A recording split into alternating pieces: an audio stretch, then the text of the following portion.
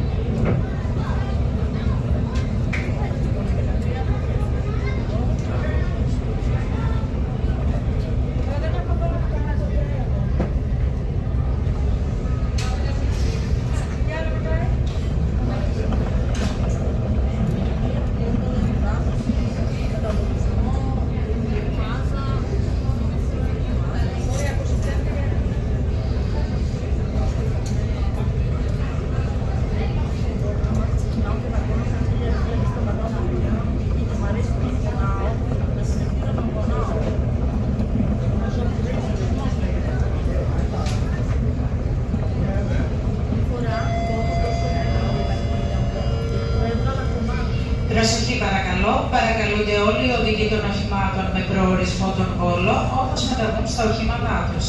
Ευχαριστούμε. Your attention please. All the drivers of the cars with destination of Volos are kindly requested to proceed to the garage area. Thank you.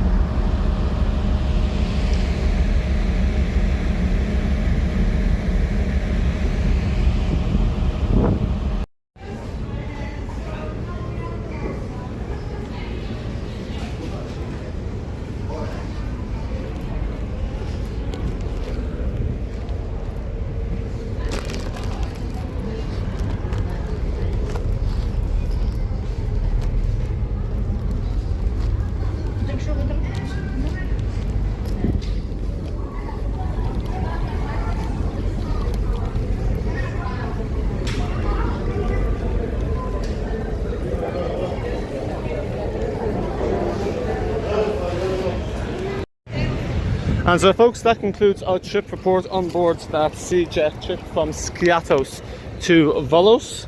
The one thing you'll notice at Volos is that it's 37 degrees here, whereas it was allegedly 31 in Skiathos, so you can definitely feel the heat. We arrived about half an hour late. We were due to arrive at 5:15, we arrived at 5:45. But also we left late. I think we were due to leave at 3, we left at like 20 past 3, I want to say. So now we're in Volos, much bigger than Skiathos, Mainland Greece. To be honest, I've never even heard of the city before. I actually just looked up ways to get from Skiathos to, you know, Mainland Greece.